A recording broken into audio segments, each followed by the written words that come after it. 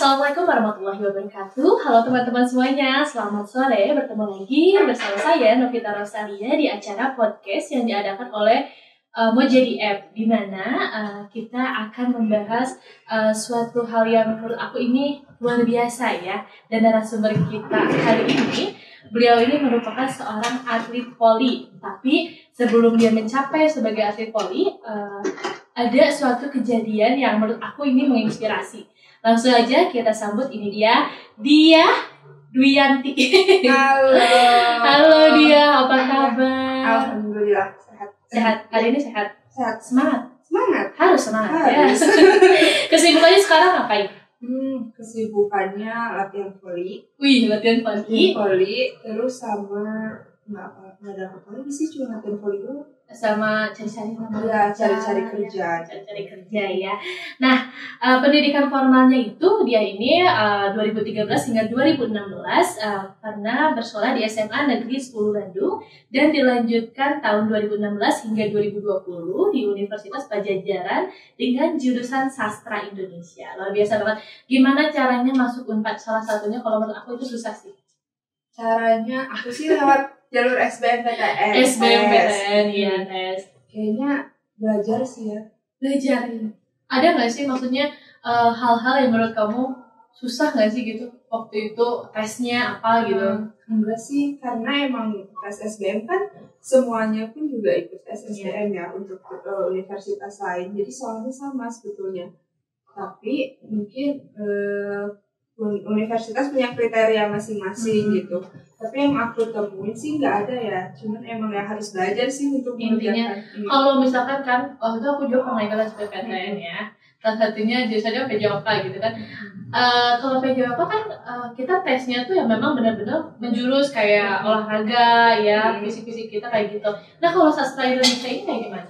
Nggak ada. Oh nggak ada. Umum aja. Iya, umum aja SBM doang. SBM gitu ya, kayak matematika kayak gitu-gitu ya. Gitu, pengetahuan umum kayak gitu doang. Terus aku perasaannya terima kalau SBM kaget kayaknya bener sekolah nggak pernah gitu karena voli terus kan. Iya, karena voli terus. Tapi ternyata lolos dan kemarin pun juga lolos ya. Atlet difabel ya. Sorry banget ya, maksudnya dulu kejadiannya bisa jatuh kayak gitu gimana? Lagi antar universitas di UGM Jogja. UGM dulu. Iya, terus jatuh, tempurung lututku naik geser ke atas, ligamenku putus, meniskusku robek. Gak bisa jalan sih. Hampir 6 bulan gak bisa jalan. Akhirnya operasi lah niatnya untuk bisa voli normal lagi. Ternyata waktu penyembuhan itu tidak maksimal hasilnya gitu. Kakiku jadi lebih kecil dan panjang sedikit yang kiri. Akhirnya ikutlah voli difabel ini. Ikut. Sorry, apa perasaan kamu waktu gitu? Nggak nyangka sih, maksudnya aku di situ lagi di tahap aku di atas. Iya, lagi naiknya gitu. Tiba-tiba langsung jatuh banget, nggak bisa ngapa-ngapain, jalan pun nggak bisa gitu. Akhirnya terpuruk pasti. Iya, terpuruk banget. 2016 terpuruk, 17 terpuruk, sampai akhirnya 18 akan sampai kapan gitu kayak gini terus gitu. Akhirnya melihat ada ya gitu forum untuk atlet disabilitas gitu. Aku lihat kakakku pun juga atlet voli gitu kan. Jadi dia punya channel untuk atlet difabel gitu. Akhirnya aku ikut sampai situ. Oke, aku tempat aku di sini gitu. Sampai akhirnya sadar gitu. Sampai akhirnya sadar dan apa yang bikin maksudnya semangat lagi gitu. Apa yang bikin semangat? Karena sorry banget kalau misalkan aku di posisi dia, mungkin salah satunya udah deh. Karena trauma kan, maksudku trauma karena aku begini karena voli. Voli. Nah, jadi salah satunya itu untuk membangkitkan semangat diri itu adalah bersyukur ya. Kalau boleh tahu, di komunitas dia yang sekarang, mereka di difabelnya kayak gimana sih? Contohnya misalkan ya, ada yang seperti apa gitu? Banyak sih. Nggak cuma daksa aja, ada yang daksa itu apa? Daksa itu lebih ke fisik. Ke fisik. Iya. Kalau tuli nggak bisa dengar, tunarungu, terus sama ada yang tunagrahita. IQ. Oh, Lebih ke IQ. Tapi mereka hebat ya. Hebat ya. Aku pun yang bikin aku bangkit itu karena ngelihat mereka bisa gitu. Kenapa aku nggak bisa?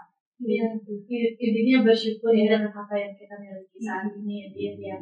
Nah kalau misalnya itu latihan volley berapa kali seminggu sih? Biasanya kalau rutinnya itu seminggu cuma sekali. Cuman kalau ada pertandingan kita bisa setiap hari latihan. Berjalan normal seperti biasanya? Iya. Enggak. Volley duduk. Oh, sorry, aku nggak tahu ya. Sorry, aku tidak. Volley-nya duduk. Jadi kita gimana, boleh nggak diceritain? Ini menarik banget gitu loh. Oh, iya. Ini ngesot-ngesot gitu. Gitu. Karena kita kan rata-rata kakinya nggak berfungsi dengan baik gitu. Ada yang kakinya kayak sedikit gitu. Ada yang hasilnya amputasi gitu. Tapi mereka lincah-lincah. Iya. Smash mereka bisa ya? Bisa. Karena netnya itu juga pendek kan. Iya, netnya pendek. Mereka bisa. Oh, dia juga saat itu duduk. Kalau duduk. Maksudnya nggak pakai media kan? Nggak. Jadi tinggal kamu duduk aja. Ngesot. Ngejar bola. Iya, kayak gitu. Tapi maksudku itu luar biasa loh. Kalau kata aku, orang yang difabel itu yang sekarang masih beraktivitas seperti biasanya, mereka itu punya mental yang kuat. Iya. Hebat gitu kan ya. Karena salah satunya itu volley dengan duduk. Soalnya itu susah gak sih? Susah banget. Nah, aku pun merasakan dari atlet normal ke duduk untuk adaptasinya pun nggak mudah gitu. Nah, gimana caranya waktu itu? Boleh gak cerita? Awalnya itu bingung juga kan, ini gimana gitu, ngeliatnya bingung.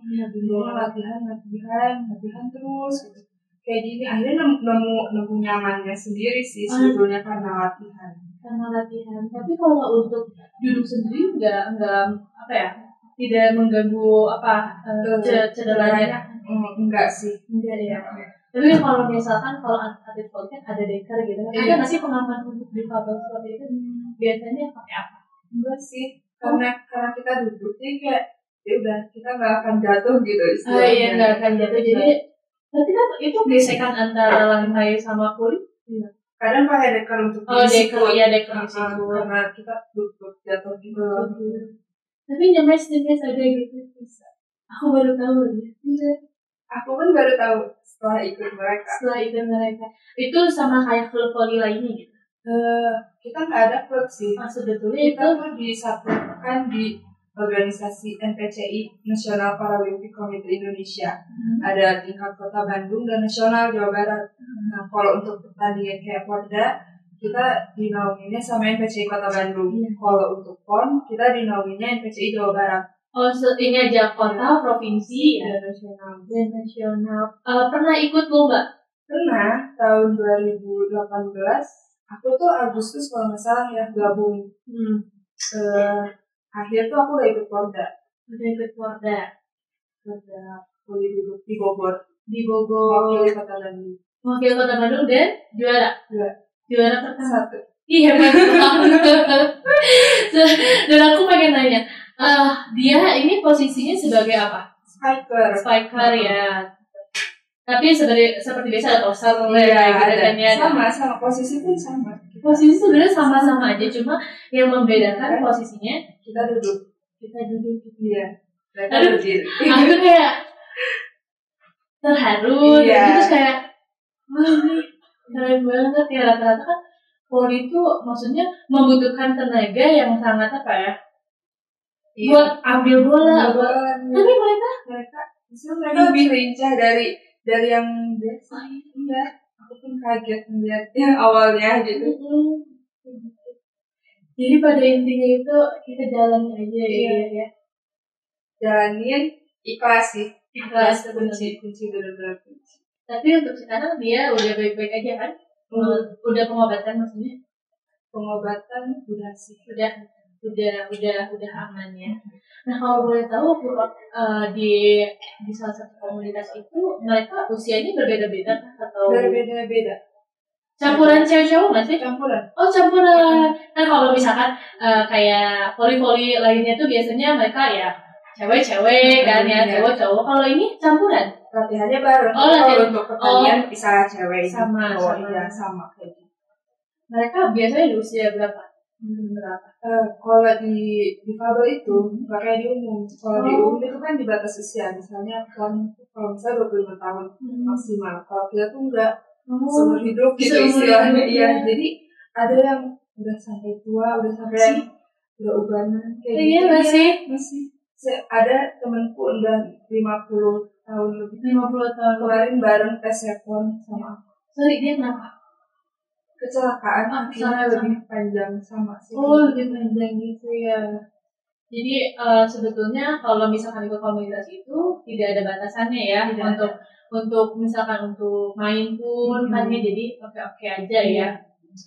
Nah selanjutnya aku pengen nanya nih, bagaimana tanggapan teman-teman dia waktu dia tahu dia kecelakaan? Kaget gitu. Iya, awalnya pada kaget gitu dan nggak tahu kita bisa main voli lagi. Meremehkan. Salah satu mereka meremehkan.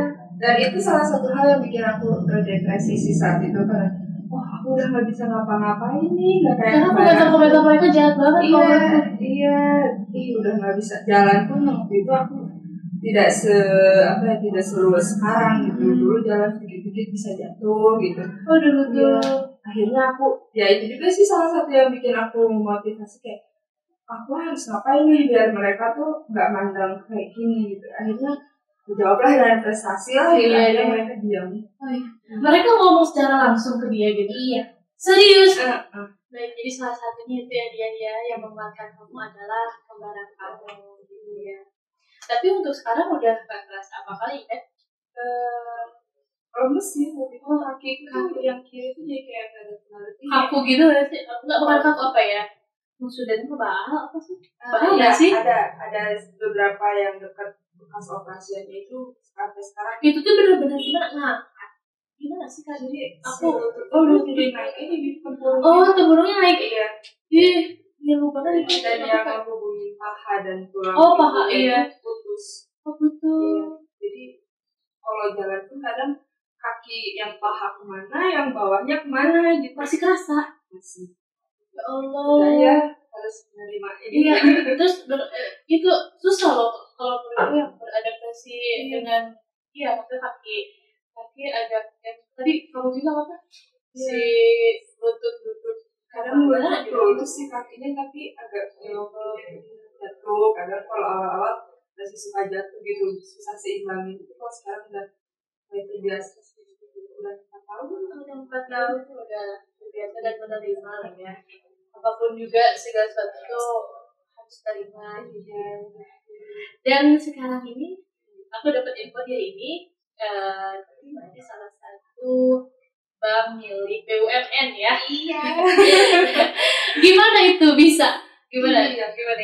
Awalnya itu aku ikut pelatihan difabel. Karena aku tuh kan awalnya cuma ngeliat FPC, istilahnya penghasilanku cuma sebagai atlet. Di saat aku gak ada pertandingan, aku gak ada penghasilan. Dan aku mikir, itu freelance gak sih atau? Bisa dibilang sih. Kalau ada pertandingan baru. Kalau yang aku baca, kalau misalkan kita udah ada di tahap meditasi itu udah lulus. Nah, jadi ini juga berbarengan dengan tanggal 3 Desember itu kan Hari Disabilitas Internasional. Iya, aku Terus gimana? Jadi katanya sih tanggal 3 itu udah mulai masuk ke dunia kerja. Berbarengan dengan Disabilitas Internasional Day. Itu tulisan itu menyediakan untuk orang-orang yang disabilitas. Terus perasaanku kayak gimana ketika udah keterima, aku bisa nih gitu. Maksud gue gak nyangka sih, lebih ke gak nyangka kan aku jadi harus ngapain ya, udah jadi difabel, aku gak bisa ngapa-ngapain. Aduh ya Allah, itu mappingnya tuh kayak gitu ya. Mapping banget. Tapi akhirnya aku pas keterima ini aku merasa aku bisa gitu. Dan ya benar di awal tadi Tuhan tidak akan memberi kesedihan dan memberikan yang lebih di akhirnya. Betul. Ya aku ngerasa ini nih yang Tuhan ciptakan selama aku bersedih kemarin. Iya. Tuhan siapkan nih buat kamu gitu ya. Jadi buat teman-teman ya yang sekarang merasa bukan diri yang terpuruk ya, apa berasa dalam masalah atau apapun, jangan pernah berkecil hati ya, karena mungkin di sisi lain Tuhan punya rencana yang jauh lebih baik ya, dibanding dengan apa yang kamu inginkan gitu ya. Tapi Tuhan tahu apa yang kamu butuhkan. Iya, betul banget. Duh, ini kalau menurut aku sangat apa ya, menginspirasi sekali buat teman-teman semua ya dia ya. Dan terakhir aku pengen nanya, apa pesan-pesan dia buat teman-teman yang menonton ini? Pesan-pesan, aku sih selalu ingin orang-orang untuk jangan menyerah.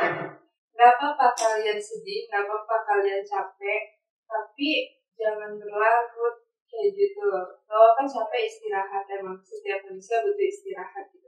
Tapi jangan lama-lama karena kita harus memulai sesuatunya jadi lebih baik. Gitu. Aku pengen tanya satu lagi. Ada nggak kata-kata yang memotivasi diri kamu sampai sekarang? Maksudnya yang memicu, terus aku bakalan terus maju.